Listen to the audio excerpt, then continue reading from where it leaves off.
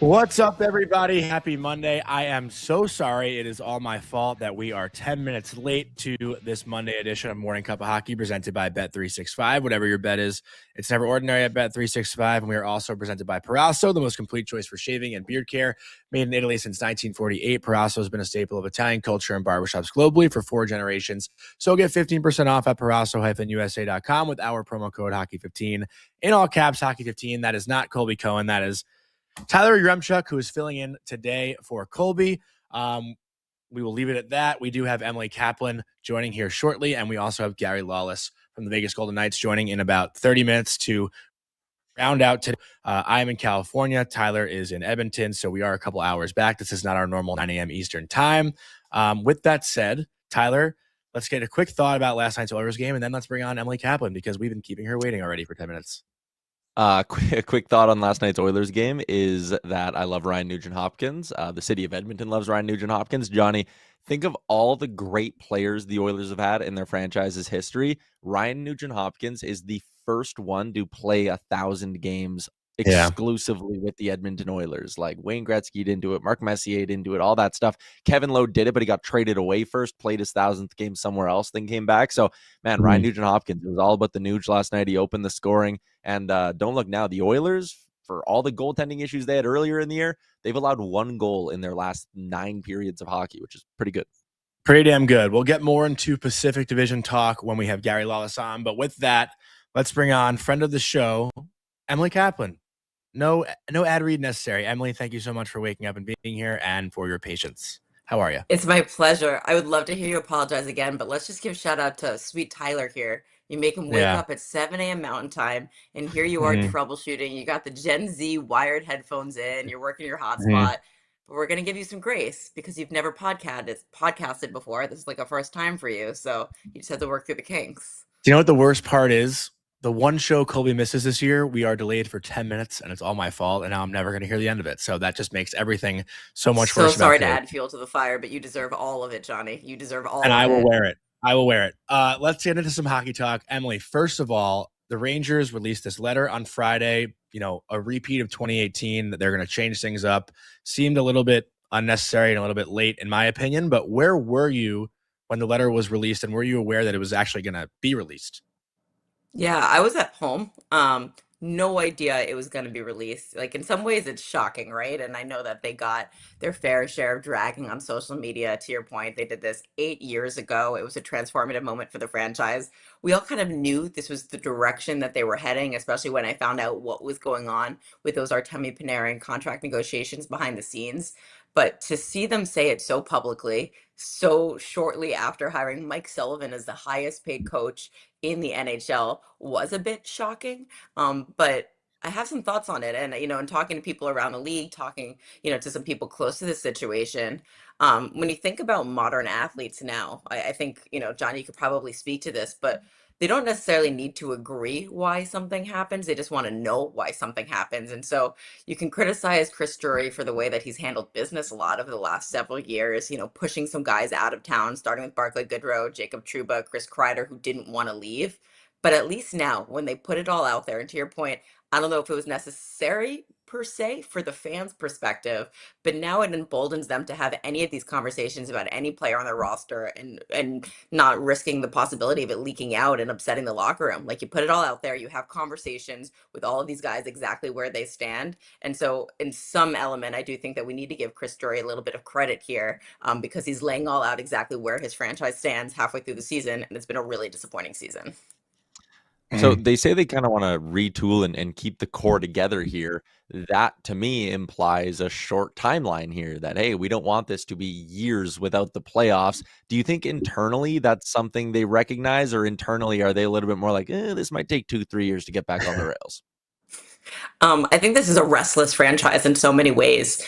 It's New York. You can't risk a full rebuild. Like you've got to go for it, especially they're 2 years removed from one of the, if not the best regular season in franchise history, when they make it all the way to the Eastern Conference Final, lose to the Florida Panthers in 6 games, who obviously go on to win the Stanley Cup. So I think internally they're telling the players, especially when they're having these conversations, do you want in? Do you want to leave? Like, this could be a while, just so you know. Like, we don't know how long this is going to take. However, given the dynamics of New York, with James Dolan as the owner, with Chris Drury as an uber competitive guy, and when you have a goalie like Igor Shesterkin, who masked so many of your mistakes, like, I don't think this can be something that is very long term. And I think more realistically, you're using this as a reset opportunity. Again, Mike Sullivan, highest paid coach in the NHL. You don't hire him in this retool or rebuild situation, that you can get back on track sooner rather than later. So I don't view this necessarily as a huge step back. There's a reason why they were so clear to say this isn't a rebuild, this is a retool.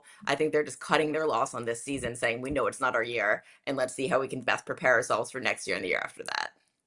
Well, speaking of that, do you have like a timeline on Igor Shesterkin comeback and Adam Fox too? Like, if they're doing this, like, what is the rush in bringing both those guys back at least before the Olympic break? I would think that they're both going to come back after, right? The intel I was getting last week, we had their game a week prior to Saturday, was that Igor Shesterkin's injury was not very serious at all. In fact, I thought there was a possibility that he could play at the end of this past week. That was, again, before this letter came out. And I do wonder if that shifts the timeline a bit of like, hey, look, like, there's no rush here. Like, let's just make sure that you feel really good. They had that emphatic win against Philly. And I think that was really galvanizing for the group, and it was great for the locker room. But that doesn't change anything about where this team feels like it's going, and they know that there's going to be a lot of warts, and it really doesn't behoove them to win a lot of games right now. So Igor, I really don't know. I know he's skating. I don't believe this to be a very serious injury. I think he should get in sometime before the Olympic break, and maybe he's going to push to do it. But to your point, I wouldn't be surprised if they shelve him. And with Adam, I think they're telling him just to take his time here, especially because it's a re-aggravation of a previous injury. Thought he was going to get in before the Olympic break. Again, that's before this letter comes out. Wouldn't be surprised if they just say, hey, rest up fully. We'll see you in early February. Just kind of looking at the pieces they could move off in the next little bit here. Obviously, Mika Zibanejad is a guy who comes with a ton of term, and there's been trade talk about him dating back. I mean, we're going on probably 12 months now or close to it. He's got the no movement clause. Value would be high. Do you think that's something they revisit, pushing on Mika to waive that no move, or is he part of that core they want to keep around?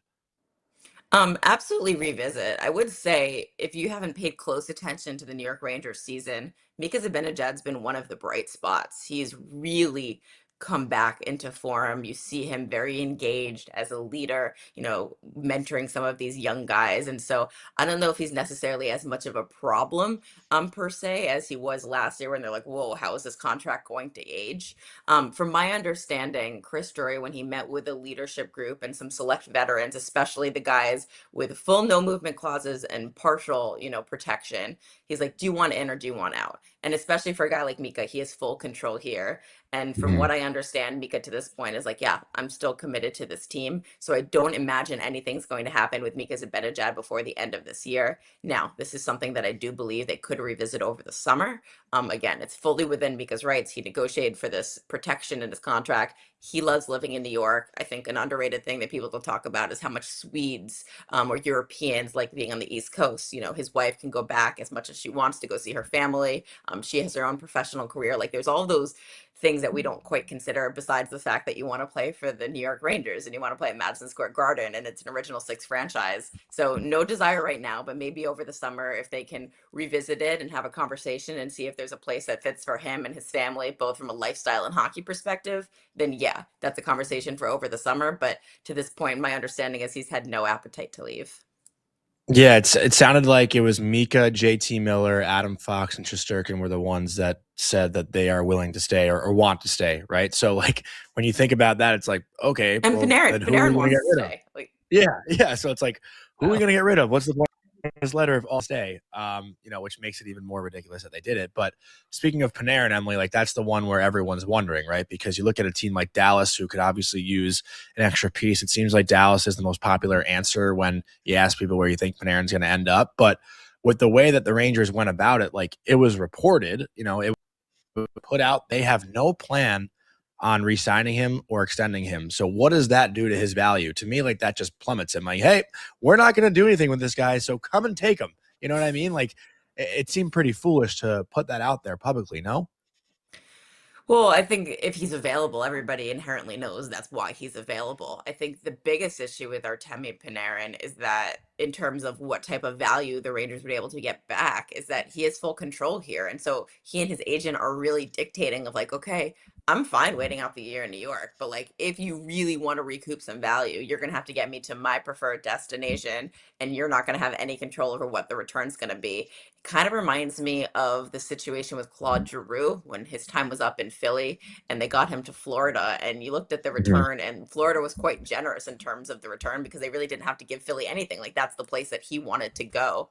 I think that there's going to be a couple teams that between now and the March 6th trade deadline just come up as the destination for every team just because it's obvious. You know, Vegas is usually that team. They go out and get Rasmus Andersson. Maybe we cool it on the they're going to go after every big name available. But Dallas, we know they have the cap space. We know they have to keep up with the Joneses in that Central Division. Minnesota, this is the year they're clearly trying to go for it and convince Quinn Hughes that, like, hey, this is a place that you want to re sign. Florida, because it's Florida. And then there's going to be a couple like wild cards. Colorado, they're such a good team already, but you wonder, do they need something else to kind of elevate them? And then like Carolina, the team that always goes for it every year, they're after the big names. Washington is the sneaky team for me. San Jose is another sneaky team for me. They both Wow. have different reasons. San Jose just kind of going a little ahead of schedule. Washington, they're kind of preparing, okay, this could be Alex Ovechkin's last season. Let's just make sure that we go out with a great playoff run and reward this group and see how far we can take it with Spencer Carberry. And then the last team I'll mention that's just going to get mentioned with a lot of these guys that are available is the LA Kings. I think it's no surprise that they're going after big names. This is Anze Kopitar's last season. They want to get a big marquee guy to sell to their fan base to make sure that this isn't a step back next season. I mean, this time last year, they had a deal in place for Brad Marchand. That didn't work out. Brad didn't want to go there. From my understanding, they were after Rasmus Andersson a couple months ago. That didn't work out as well. But you can see that they're sniffing around these big names. They want to bring star power to LA, and I expect them to be a huge player this summer. Yeah, Ken Holland does not like keeping the bat on his shoulder all that often. I wanted to switch gears a little bit and ask you about the Olympics. We're obviously less than a month away from that tournament getting going. And, 4 to 5 weeks ago, there was all this talk about the ice, and it feels like it kind of fizzled out a little bit. Does that mean it's like good news on that front, that the NHL is confident and there haven't been any more hiccups with the arena being ready and all that other shit? Once we got through that test event, and the NHL and NHLPA both said, like, look, it's not perfect, but we saw enough progress that if they keep working at this pace around the clock, like, we're going to be okay. Then I think everyone here in North America kind of just was like, okay, it's happening. And even before that test event, I was talking to NHL owners who told me, like, we're pot committed at this point. Like, we've put all of our chips in the table. Everything is arranged for us to go. There's no shadow tournament planning. We have no sites secured in North America or Europe. Like, we have no shallow rosters of ringers of non-NHL players to go. Like, this thing is happening. So everyone's under the understanding that we're going to get over to Milan. It's not going to be perfect. This arena, like the playing surface might have a bit of hiccups, but they feel pretty confident it's going to be competitive enough. The amenities, especially for fans, it's not going to be what anybody expected. There's going to be the Olympic experience. The food's not going to be great. The transportation, you might be sitting in a bunch of traffic. It's not as smooth as the NHL, but players fought really hard for this. They really want to go.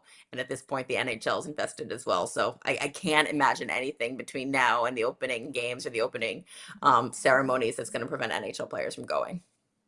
And you're going, right? I am going a full 3 weeks in Milan. Poor Emily. Uh-huh. My life's That's going to tough, be an man. awesome trip. Tyler, do we have breaking news right now? Or Oh, just in my own. Yes, they fired their head coach. That's what I'm freaking out about. okay. Nothing to do with hockey. Sorry. Break it down, Okay. Tyler. I wasn't Go. sure. I wasn't sure. I'm upset. Well, Emily, just going back to the Olympics too, like, obviously Seth Jones has been out. Is there a timeline for him? And I think a lot of people are wondering with Adam Fox's injury and the timing, you wouldn't rush him back for the Olympics, right? Like that just seems like it'd be pretty silly. Yeah, no one wanted to comment on it, but I think especially, with the decisions they made, I'm not sure if he's still in the mix as the next man up. I think it always depends too on what player gets injured, what they specifically need. I wasn't able, especially like Canada feels like they were very clear with their guys of like your next man up and communicating that. From USA Hockey, my understanding is Maybe just like a little less clear of who the next identified guys are. Jackson Lacombe is a player that I know management staff loves, went to the Worlds. Like, I wonder if he's kind of in that mix as the next replacement on D. Jacob Slavin's another guy, by the way, that has been battling injuries early in the year. Like, I was told a couple weeks ago, isn't 100% to go. I think he'd love to go, but we'll see. Like, we're still a couple weeks out of the tournament, so I think it's going to be really interesting to see how this all unfolds, because when these rosters were announced, nobody expected this to be the actual group that goes because of attrition, because something always comes up. And there's going to be some interesting decisions that have to be made between now and that first game as well. I have a follow-up about Jason Robertson, honestly, and I kind of want to make it clear it's not necessarily about the Rangers, but it's more about the Stars and Robertson. Obviously, you can look right now at the Rangers, and if he'd be, a player you get back for Panarin. A lot of people in our chat are asking if Robertson would potentially come to the Rangers. I don't think that the Dallas Stars would give him up for Panarin, who, again, would be a rental probably. But is there still a chance that Robertson gets moved, not only in a potential trade with Panarin, but in general? Like, I imagine he's finishing the year in Dallas no matter what, right? I think so. I think they don't want to mess with what they've got going there, and he's still under team control. But from what I understand, these have been very difficult contract negotiations. Like, we're in January and they really haven't gone anywhere. So when you're at this point of the season and nothing is firm, there's always a chance that, okay, like, we got to cut our loss. We don't think that this is going to happen. Let's just try to recoup some value here. I don't get the sense that the Stars are at that point now. Like, I think they really like the player and I'd really like to find a common ground with him. But I don't think it's a guarantee that he's a long-term star, just because, again, of where we're at and no contract in place. Tyler, any final thoughts here before we let Emily go this morning? No, that was going to kind of be my last one, was on the Jason Robertson front. Like, are we going to get like a Mikko Rantanen-esque stunner at some point in the next 4 or 5 weeks? But I mean, seems pretty covered there. No, my understanding for, like, before the Olympic break, I heard that, like, no one, yes, we think that that's kind of like a midi trade deadline because there's going to be a break, but, like, it was only going to be like big outstanding business. Like, everyone told me, like, okay, Rasmus Andersson's probably going to happen. Mangiapane is another one that possibly could happen. We know, that guy got to get moved. Got to get moved. Jeez, it's really early on a Monday. I need my coffee. But, like, after that, I think because teams just don't know what their rosters are going to look like after the Olympics with so much attrition, that so much of the trades are going to happen in that flurry of days, right when we get back from Milan before the trade deadline. And, during that 3-week break, everyone's having conversations. And that's when we're going to know, like, is Evgeny Malkin going to re-sign in Pittsburgh? What does his future hold? Like, all these other big outstanding questions will get resolved by the time we all get back from Milan. My last one, Emily, for you, again, like, with this aid, you feel like that would speed things up, right, with the other teams around the league? Like, now that one shoe drops, it all kind of happens, I feel like, a week later. I've seen a lot of comments. It usually feels that way, yeah. Yeah. I've just seen a lot of comments in the chat about the Islanders, actually. If the Islanders might be one to surprise and make a move with how their season's gone so far. What's up, Islanders fans? You guys should be feeling really good about how your season's been going. Absolutely. And I think, we don't know Matthew Darch's tendencies yet, but we do know he's been in Tampa's front office for, a very long time, and they've always been a very aggressive team. And I think that they're definitely ahead of schedule in terms of where he thought they would be when he took over as GM. But you got to reward that locker room. They've had some big losses already this season, like a Palmieri. And so, yeah, I absolutely think they could be a sneaky contender in for some of these guys. I always wonder, like, with Panarin, though, I think the Rangers and the Islanders would be okay doing business. Like, I know the Rangers and the Sabres, like, that's like a no-go. I don't think either of those groups want to do business with each other. So there's always, like, those, like, inherent things of, like, maybe that doesn't make sense. Rangers in Montreal, another good example of, like, Jeff Gorton's not getting anything done with the Rangers these days. Yeah. Well, thank you so much for the time this morning, Emily, seriously. And if we don't see you on the show again before the Olympics, we hope you have the best time. And looking forward to hearing you breaking down some more trades the next coming weeks. It was all worth it to watch you fuddle with those headphones. Yeah. Like, it was a really great 10-minute period, Tyler. Fucking disaster. So. Yeah. Classic. Thanks, Emily. Great to see you guys. Have a great week. No, you did.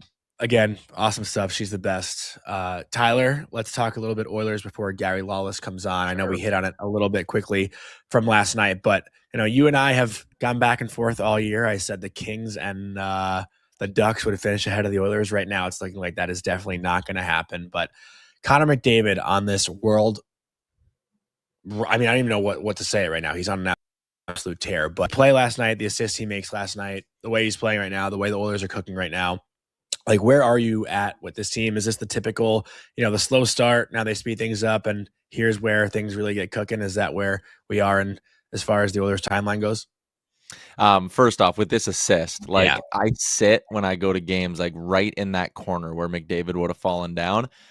So like you see it happen, and part of this is like when you watch him 82 games a season, see him in person 40 times a year, all of that stuff. You're a little numb to it. Like he made that play and it goes in, and you're like, wow, like great. And then I went on Twitter after the game and saw everyone posting the highlight, and I was like, oh yeah, that is like an absolutely insane thing to do in an NHL game. But it goes back to, and I wasn't on with you guys. I think I might have been on with Jeff, and we were talking about maybe it was the goal he scored against Nashville. I was on with some show, but the goal he scored against the Predators, when it was like, wow, what a goal! But like we don't even really like freak out about it across the league anymore. And it's like, oh, for any other player, it's the nicest goal they'd score in 5 years. For any player, that assist last night is like the nicest assist they'll have maybe in their career. And for McDavid, it's like, what about Tim Stutz's goal over the weekend? Everyone was saying that's the nicest goal of the year. Which it was a nice goal, but like McDavid does that almost every night. That's what I mean, right? Like we're in Edmonton, especially, we're so numb to like him doing these just insane jaw-dropping things. Like even the fact he was on a 20-game point streak, it's one of the longest point streaks we've seen in the last 2 decades in the league. And it feels like collectively the league wasn't talking about it all that much, because it's almost just like, oh yeah, it's back to Connor doing his Connor stuff. And like, it's great. Mm-hmm. And just to speak, and here's the look at the Stützle goal. If people missed it over the weekend, I mean, that was pretty silky, and Tim Stützle is obviously nasty, but like we see McDavid do this kind of stuff all the time. I don't want to take away from that goal, but just to your point, Tyler, like, if McDavid did that, I'd be like, oh, another nice goal for Connor McDavid. And when Stützle does it, it's like, holy shit, what a goal by Tim Stützle. That's the goal of the year, all those things. But I want to go into the trade a little bit from yesterday, the Rasmus Andersson trade. Kind of came out of nowhere. Like we knew it was going to come, but it came out of nowhere that it was Vegas, right? I don't know if anyone was talking Vegas. Like it felt like it was really Boston. Like that was the team I kept seeing. I don't know if you were seeing anything differently. But with that trade, just to kind of go over it, Vegas receives Rasmus Andersson. Calgary receives Zach Whitecloud, Abram Wiebe, 2027 first round pick, 2028 second round pick. And obviously this is within the Pacific Division. Were you freaking out a little bit when you saw this trade go down or no? No, not really, because I kind of felt like Vegas was going to get in the mix on someone big here. So not entirely surprising. They've been connected to Rasmus Andersson for, way long. Like the Bruins thing, you're right, kind of popped up in the last like 4 to 7 days here. And for a while, it seemed like it was close. Sounds like maybe it was the extension part of things that made Boston kind of go like, whoa, we're not comfortable with that asking price if he's not going to be locked up long term. So as soon as the Boston thing fell apart, I was kind of like, all right, he's going to end up being a Golden Knight. And if he doesn't, they're just going to get someone else. But not totally surprised. Vegas, again, no Pietrangelo, right? He's on season-ending LTIR. So they had a hole on their blue line. They get Andersson for just $2.2 million with the retention. Like, I think this is kind of the definition of a win-win. Like, Vegas gets a guy, gets him cheap. And listen, we'll talk about this when Gary gets on the show. But, like, if there's any organization that should be totally comfortable acquiring a player and then just hoping they want to sign an extension later, like it's obviously the Vegas Golden Knights. And there'd been interest between Andersson and the Golden Knights, like I said, going back almost a calendar year now. So I like that Vegas just did it and took the plunge and didn't back off because there's no extension.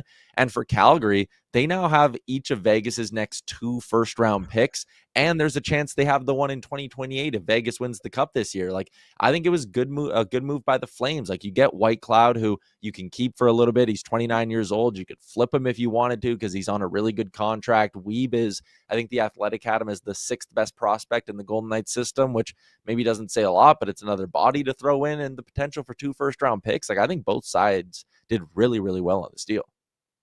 Were you not thinking overpay originally, though? Like, that was my initial thought. Like, wow, Calgary really gave up a lot for a guy that they don't know. I mean, like you said, the chances are he probably will end up signing there because that's what all the players do when they go to Vegas. But felt like a lot to give up for Rasmus Andersson without, an extension in place. I just think, again, if he would have been one of the premier rentals on the market if he would have gotten right up to the deadline and not been traded. So like that right there, usually the high-end rentals net a late first, second round pick. So you do that, you factor in the retention, and then you factor in that, again, they got him, 5 weeks before the deadline. So you get a little bit more out of the player as well, a little bit more time to get him acclimated, which I think that holds value, man. How many times do we see guys who get traded like on the deadline go to a new spot and they kind of like sputter for the first 2-3 weeks and they aren't totally comfortable, and maybe the coach doesn't know what pairing or line to put them on. Like, you just eliminate that question and that concern when you go acquire a guy with, again, 5 weeks to go till the deadline and 10-12 weeks left in the regular season. And with the Pacific Division, just in general, Ty, like obviously all the talk out west is the Central, right? Like the top 3 teams in the league: Colorado, Dallas, Minnesota. But the Pacific Division is starting to look like it typically does, right? Like earlier in the year, it was like the Anaheim Ducks at the top of the division.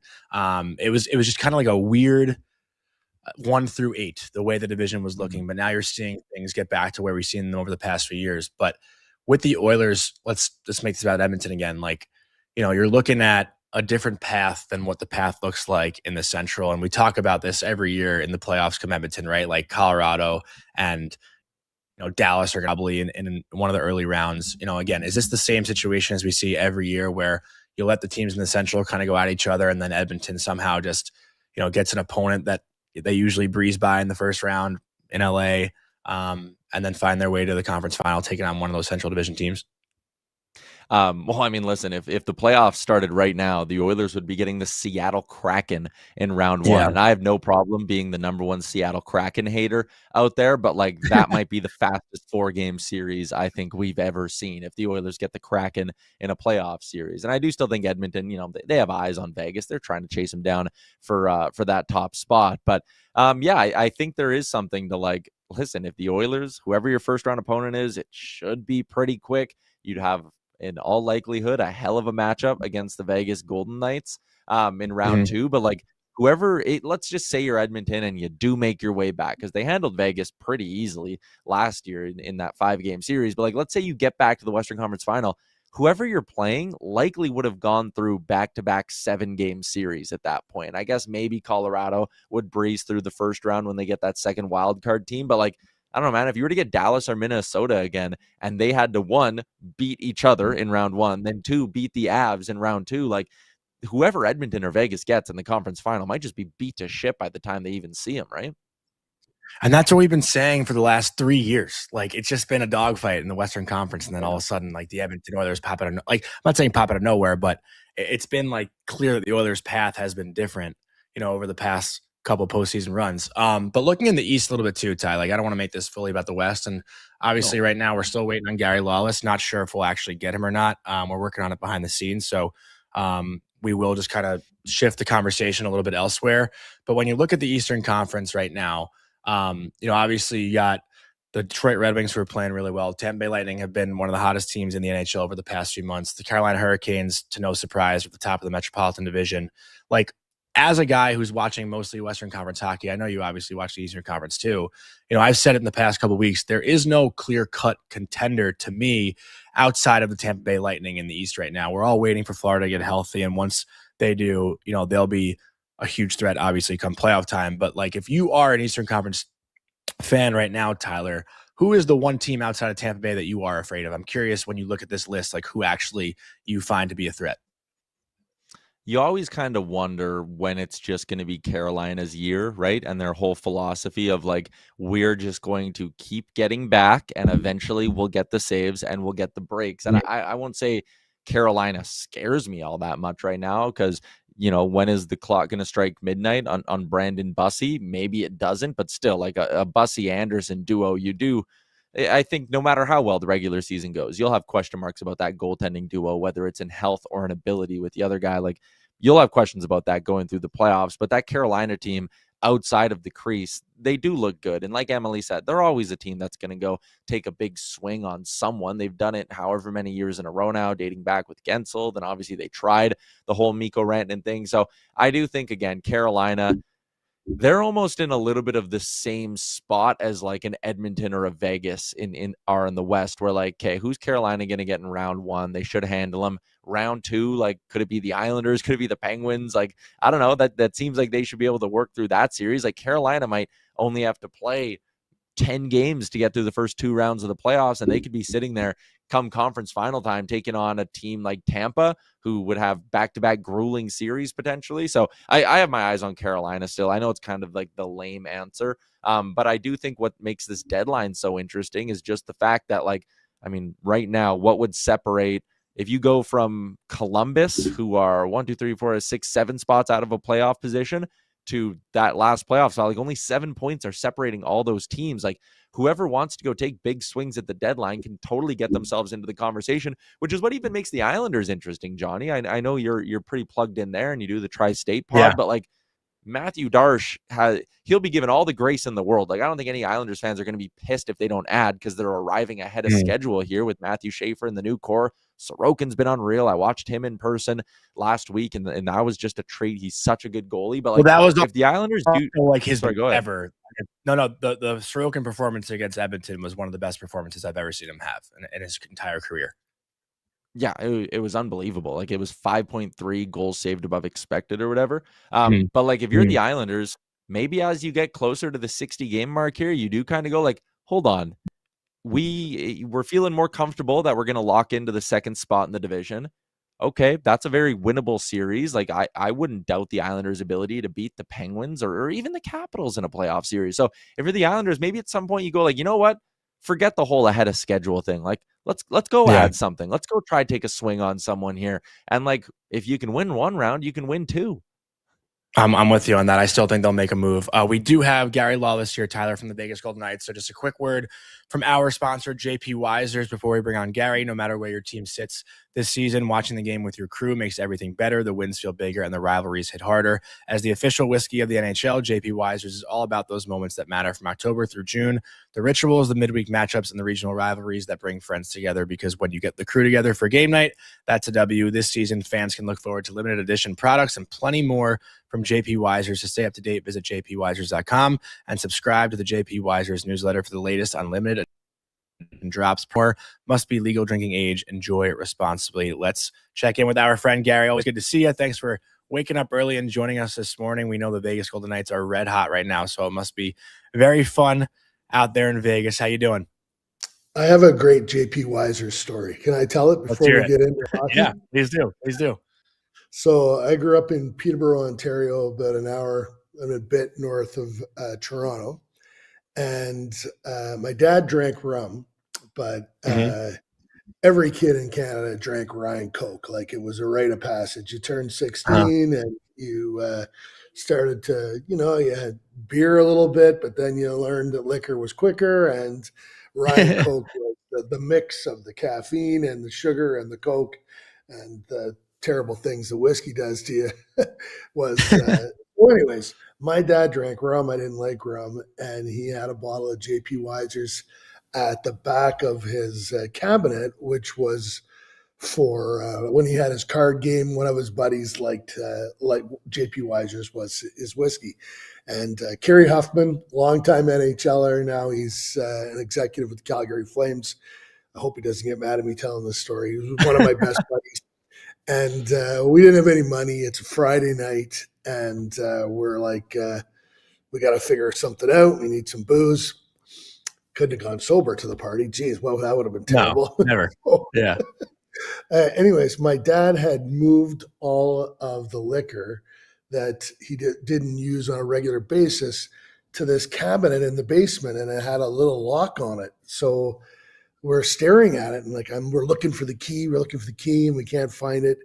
And then I look at the hinges, and I'm like, well, we could take the screws out of the hinges and pop the door open, grab the Weisers, and no one will be the wiser. It's what we did. So this, and he goes down for his next card game the day of, like, to check, make sure. He goes, geez, I thought I had some whiskey in there. I don't. Goes and replaces it. So then, 3 months later, we're in the same fix. There we are. We pop it, we grab it.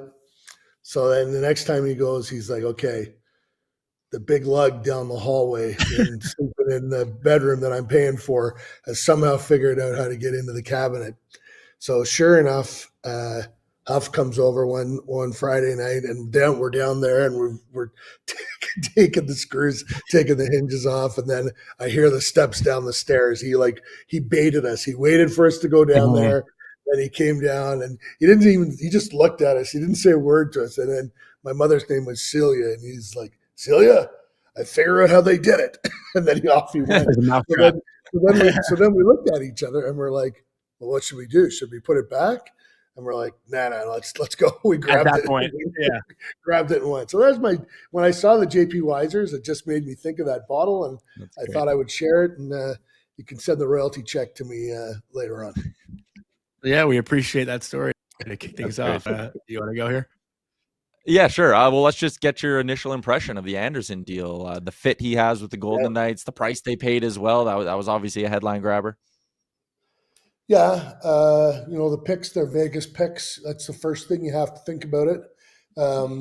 They won't be. You assume they're going to be late round picks, so that's a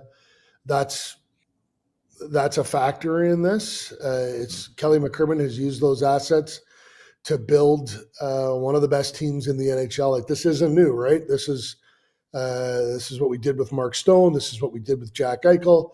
Pietrangelo was a free agent signing. We traded Nick Suzuki for Max Pacioretty, on and on and on. Noah Hannafin, Ivan Barbashev. That was Zach Dean, I believe, in that deal. It's what Kelly does. He uses the assets that he has. He's not afraid to take a chance, and there's a lot in that package. Zach Whitecloud, I guess I should have mentioned him first because the most important piece. It's bittersweet with Zach. He was a college free agent signing, came to the team at a Bemidji State, and they signed him at the very end of the very first season, 2017, 2018. I believe he played the last game of the regular season that year, and then went to Chicago in the American League. That's where the affiliate was back then. And him and Nick Hague basically developed together and came up and made their way into the NHL. And in 22-23, when the team won the Stanley Cup, they played like 16, 18 minutes a night as the third pairing. They played in all 5-on-5 situations. Bruce Cassidy and John Stevens, they were not afraid to put those guys on the ice late in games and defensive zone starts. Like, they saw it all. They played great. They were a huge part of the team winning. That's the hockey side with Zach. He is one of the best people you will ever meet. He has indigenous background. His Stanley Cup party was held on a reserve. It was in Manitoba. It was his chance to show his people what they can achieve. He was constantly giving back.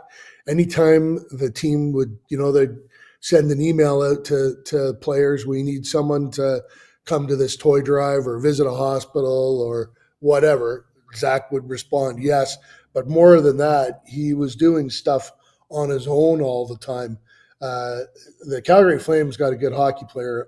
Much more importantly, the city of Calgary just got a leader, a great citizen, a fantastic person, a guy that can really make you laugh. He's got a good sense of humor. He's on a short list of my all-time favorite Vegas Golden Knights. When I told my daughter yesterday that my daughter is from Winnipeg. She's born in Winnipeg, so she's Manitoban, and Zach and her had a nice kinship. But she does with a bunch of the guys that have been here for a while. But Zach and Nick Hague, actually, I'm wearing this Winter Classic. It's only 6:30 here, guys. It's early. I'm still in my my non-work clothes. I'm in pajamas too. Don't worry. Yeah. At the Winter Classic, we had a big team party after the game, and they invited everybody. And the team was like, they did it first class. Like, we're well down the line. They flew my family in. They had tickets for my family, fed them, transportation to the game, invited them to this party. And Hague and Whitecloud, I'm 57. At that time, I was 55. And sometimes I wear comfortable shoes, which, and whenever I have nice shoes, but sometimes not Skechers, but whenever I wore like my Lululemon kind of sneakers, they'd be like, oh, he's wearing the Skechers today. And they would be giving me a hard time. So at the party, at the party, the two of them rolled up on me and my daughter. They both got a beer in their hands, and they got smiles on their faces, and they start taking the piss out of me about my shoes. And she's standing beside me, and she's looking up at me, and then she's looking up at them, and she doesn't know what to do. And then all of a sudden, this huge smile on her face, and then they're like, oh, his little girl loves it that we're killing him. Let's go. And they just dug in even harder, buried me. They were fun. They're both fun guys, and now they're both gone. So that's the sort of human side of the whole deal. At the end of the day, we got the best player available. Kelly McCrimmon determined that, Alex Pietrangelo is not playing. That put a huge hole in the Vegas blue line, and he had an opportunity to go and get Rasmus Andersson. Big physical fights, hits. He's got 10 goals already, 30 points. He's got a great shot. He's a playmaker. He's got really good offensive instincts. Him and Hannafin, if they decide to go, I'm kind of torn. A part of me thinks they could go McNabb, Theodore, Hannafin, Anderson, and they got the best top four in the NHL, or right around that, right? Colorado will argue with me, and that's fair too. I get that. They got that awesome pairing there with Makar and Taves, but that would be a really good top four. Korzak has really grown as a player, and Lausanne is playing with Theodore right now, and he's playing his best. The other thing they could do is they could go, down the right side. They could go Theodore, Anderson, and then Korzak, and then split the other guys up however they wanted to, and have a more balanced six. And maybe that's the way they start games. They go to that top four if they need offense, or if they need to lock something down, or whatever. There's Bruce Cassidy would be creative and have lots of options. Mm-hmm. And just going back to your Whitecloud story, though, and obviously, like you said, nobody wants to see guys that they love within a room or an organization go, but it almost feels like with the Vegas organization, you kind of know what you're signing up for, right? Where at any given moment, Kelly McCrimmon will do whatever he has to do. He's not afraid to ruffle feathers to create the best team possible to win a cup. And, I think, I could say this, obviously from my experience, but sometimes you need to ruffle feathers, but it isn't always well received, let's say, by players. Does it seem like the Vegas Golden Knights players just kind of brush everything off and know, when they're playing for this organization, you're there to win, and there's no second option. You know what I mean? They're not building toward a future, right? There isn't a second option. It is to win. But keep in mind, Kelly's also it's hard to describe, but he's very loyal to his players in the sense that if you play well for him, he extends you. You get a good contract. Like Zach Whitecloud leaves here in the middle of a 4-year deal, those contracts are guaranteed. When Kelly traded Ryan Reeves, eventually it was to the New York Rangers, but when he made the trade, he told everyone he was talking to, I'm not doing a deal with you unless you promise to extend him. So Reeves got I think he got a 2-year deal out of the Rangers at that time. And that was that was Kelly's way of, Ryan, we know you gave your all for us here, and you put your body on the line. He traded Riley Smith because he needed to.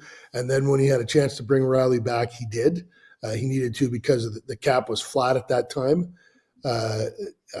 I would think that if you're a player and you sign in Vegas, you come here thinking, if I perform really well, I have a chance to play there for a long time, and I have a chance to win a Stanley Cup. Now, to me, that's the number one attraction, is as a player. This guy is, that general manager is going to do whatever he can. I'm going to go out there and I'm going to block shots and I'm going to fight and I'm going to put my body on the line. Why am I doing that? Well, the answer is to win the Stanley Cup. And that's the kind of people that Kelly goes and gets. So I don't think that there's any misconception or misunderstanding in the dressing room. It is, we're all here to try and win. So is the general manager. And while we're doing whatever we can on our side of it to win, so is he. Does that mean that once in a while one of our buddies is going to get traded? Absolutely. And I don't believe that it's ruthless. I don't believe that it's cutthroat. Those are adjectives that have been. I didn't mean for it to come off that way. I know you didn't. No, that's for Jeff Merritt. Your pal Jeff uses the word ruthless all the time, and him and I argue about it all the time. He's my pal. But it's not any of those things. It's the spirit of competition. It's the pursuit of are we good enough today? So here's the other point. If Kelly could have walked into the dressing room a week ago and said, "We're not good enough, guys, as we're currently constructed. I don't see us winning the Stanley Cup, but we got, we're all friends here. This is really we're the card games are really good, and the dinners before the nights before games are really good. So I'm not doing anything. Okay, I'm just gonna leave it as it is. We'll all have a nice summer. You guys can plan your trips to Europe in early June right now. We can avoid the heat and the crowds in July. We'll go in June. Everybody good with that? He'd get thrown out of the room. So I think it's the way every team should be operated. And if I was a fan of another team and that's the way they were being, if they weren't operating that way, I'd want to know why. I'd be like, what's going on here? Why aren't we getting better? So I'm biased. I've worked for Kelly for this is the 9th year I've worked for him. I think he's the best in the business, and I think his track record shows that. I can't believe he's not a member of Hockey Canada's management staff. It kind of blows me away. There are lots of smart and good GMs on there. None of them are better than Kelly. That's just that's my rant on that subject. Thanks for asking me. Got me going here. Happy to. One more from me, and it's kind of along those lines, and it might be a long question here, so bear with me. But sometimes when a team makes a splash like this, they give up a first-round pick. They don't have a first-round pick now for the next 2 years. Like, for a lot of teams, their fans might sit there and go like, all right, the work's done. We got our big piece. But again, it's not always like that in Vegas. I could see Kelly continuing to want to go out and add another name. And I guess my question will be more along the lines of like, where else could you see him adding? Because listen, I host a show in Edmonton every day. When Braden Shen's name pops up in trade rumors, I sit there and I shudder. I'm like, oh, that's Kelly McCrimmon's music. He'd love to get his hands on a good former Brandon Wheat King. But where else could you see McCrimmon adding here? I think that I would think that he isn't satisfied with his forward group. But I would also say, right now, William Karlsson, Brett Howden, Brandon Saad, they're all out of the lineup, plus Braden McNabb and Carter Hart. I might be missing somebody, but I think those 5 guys are all gone. And then in the American League, Raphael Lavoie and Trevor Connolly are injured. If those guys weren't injured, they would have played games. Is my guess. Trevor's really high skilled, fast. Like I think the organization would like to see how his game translates to the NHL before they do too much. But I'm not. Sorry, my dog just woke up. The filter on the pool kicks in every day at 7:00, and the dog is barking. So I apologize for that. That's what happens when you're not all in a sterile studio. I kind of like it, actually. You learn about everybody's lives when these things happen.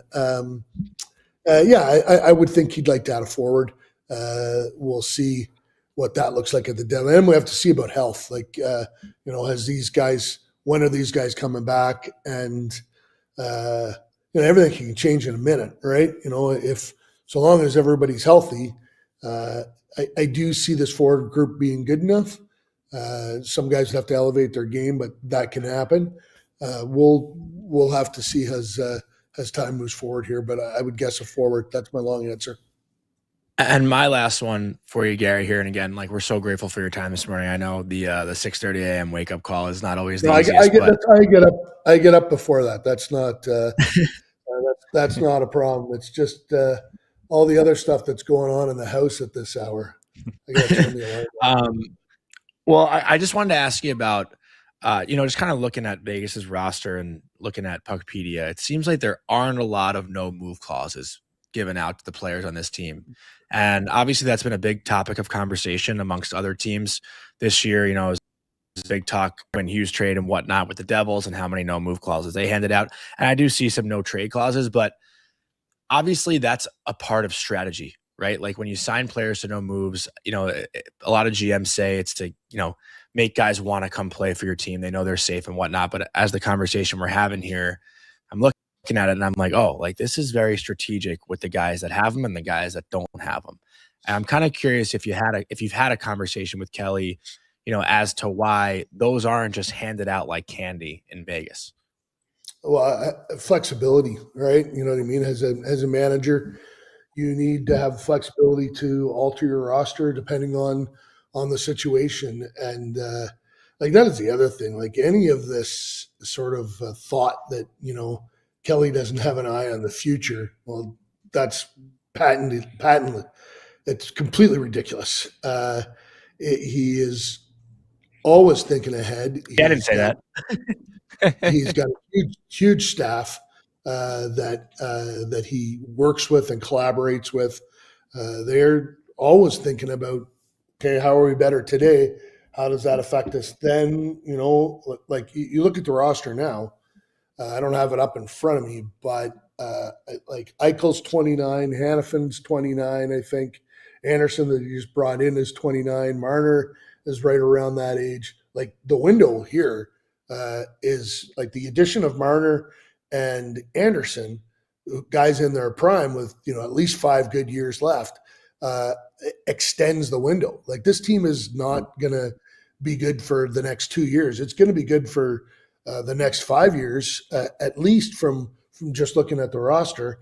And I would imagine Kelly has lots of plans on how he extends it even further. One of the great quotes that I've heard from George McPhee over my time here with the Golden Knights, he said to me one time, a rebuild sounds like a really good idea until you have to do it. And I said, well, what do you mean? He goes, well, you should try and take apart a Zamboni. It's easy to take it apart. Try and put it back together. You got all those parts. You got to find it where everything fits and how it fits. And it's difficult to do. So I definitely think that no moves are something that are the very last cherry on top in terms of putting together a deal. And if it has to be done, who has the no moves, Johnny?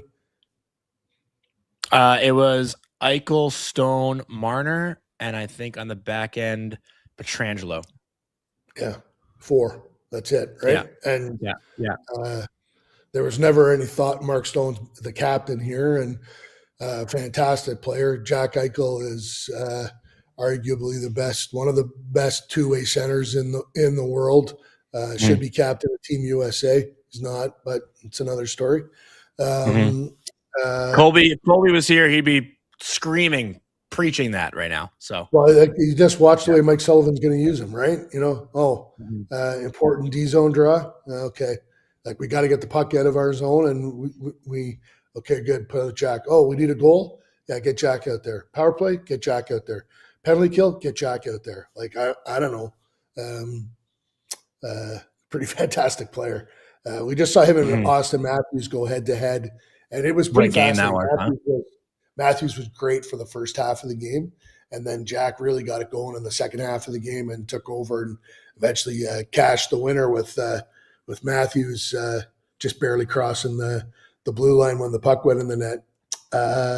Coming back, one can argue that what he was doing was, I think he's been out there for like a minute 20 when the goal was scored, and maybe in his mind, Eichel's going to shoot it, or the puck's going to come back my way, and I'm going to have a breakaway and score. But that didn't happen. Jack buried it. So yeah, that's I don't know how I got on that. You asked me about no moves. I'm talking about it. I love it. Fair enough. Gary, thank you so much for the time this morning. Seriously, we We really appreciate it. And obviously, Vegas will continue to stay in the news as it comes to the trade deadline, I imagine. I'm not even counting them out on Artemi Panarin. Somehow I feel like they could find a way to get Panarin on their team too. I mean, that's just how things work over there in Vegas. But seriously, thank you so much again for taking the time this morning. I'll send you my address, and you can ship the what's the oldest bottle of JP Weisers that they make? Do they make like do they make a 25-year-old or something something fancy like that? That's got Tyler's name all over it. Yeah, he'll help take care of that. But we can try to get that to you. All right. Good stuff. Thanks for Gary. having me, fellas. Have a great day. Thanks, Gary. Appreciate it. Love Gary. Awesome guy.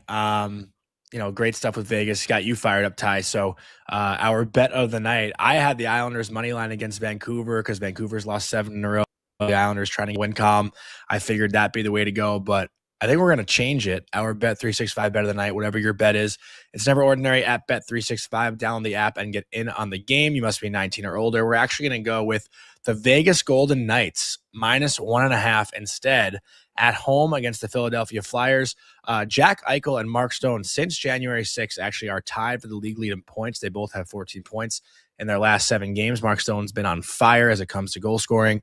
I think he has like 10 goals in his last 11 games. You might have to fact check me on that. So maybe the chat could fill me in on that end. Yeah, +120.5. Now you have to get Gary a bottle of JP Weisers, Laz. We will definitely work on it. Big fan of Gary Lawless. So, Tyler, any final thoughts before we wrap up today's show? Again, thank you for filling in. Thanks to our producer, Vic, and Nick Caroli as well for figuring out the issues that we had when we hopped on this morning. But thanks for bearing with us, everybody. Yeah, no, this was awesome, man. I mean, the YouTube chat just absolutely rocking. I think with you and Colby, and I mean, I've talked to you guys about this, but it's crazy to see what you guys have built this show into. Like, I remember popping on and listen, what's the old saying? A high tide raises all boats. Like, bringing Jeff on definitely like helped the YouTube and whatnot. But I remember when I'd first pop on with you and Colb, and you guys would have like 40 concurrents watching along. Concurrents. You look now, man, like every show that I tune into, any show I pop into, you guys are just rocking. So it's a testament to what all three of you guys do behind the scenes, making this show pop. But it's cool, man. Again, anytime you guys need me to pop on, I'm always down to wake up early. Do you want to talk about the weekend while we're here? I mean, I feel like it'd be a good time to plug what we're doing this weekend. I mean, may as well, right? While we have you here. Yeah, absolutely. You're going to be up in Edmonton in 48, 72 hours here. We're heading out to beautiful Jasper, the Fairmont JPL, Lake Mildred. Like, CHE Hockey puts on a great tournament, but we're going to be back doing the pond hockey tournament we did last season. So you and I aren't on the same team. We'll be competing against each other once again, which is always fun. But it is legitimately. Didn't I stick you last year? Did I catch you with a high stick, the face last year, or a puck? I mean, if you did, if you did, the JP Weisers made me forget all about it. But it's legitimately my favorite weekend of the year. Like, so many people from the company come up. We just have a massive party in the cabin. I mean, you and I had great times last year playing beer pong against all of our much older coworkers who don't quite know how it works. But it's the best, man. I can't wait. I'm excited for you to come up. You're bringing your girlfriend too. What if she becomes best friends with my wife, Johnny? Have you thought about it? They've been talking about looking for places in Edmonton, so this could be this. Yeah, she just gave me a look. You're gonna love Edmonton. Yeah, you're gonna love it, Emily. Poor Emily. She's up at 6:50 or 6 o'clock West Coast time to listen to my show right now in the background. But yeah, I'm excited for the weekend. Gonna be awesome. I'll be out in Edmonton on Wednesday night. The Oilers game against Pittsburgh on Thursday night. Trying to make that work. Maybe we will. Maybe we won't. We'll see. But should be a fun week. Fun weekend. Obviously, bear with us throughout the week. I'm not sure if Colby will be back tomorrow. We're going to work through things. Just, personal stuff for him. Nothing, he's not leaving the show or anything. Just, he's out with personal. So we'll let you know who's coming on tomorrow. And yeah, it's going to be an interesting week just with how everything goes, me being on the West Coast and whatnot. But thank you, Tyler. You're the best. We love having you, and you're a big part of all the success we've had. So thanks, chat. Thanks, everyone, for listening. We love you, and we'll talk to you tomorrow. What's up, everybody? Thanks for tuning in to Morning Cuppa Hockey here on the Daily Faceoff YouTube channel. If you enjoyed the show, make sure to hit that like button, subscribe, and turn on notifications so you never miss an episode. And don't forget, we've got more great hockey content every day. You can catch DFO live at noon and stick around for the Sheet with Jeff Marek at 1 p.m. right here on Daily Faceoff. Until then, keep your coffee hot and your takes hotter.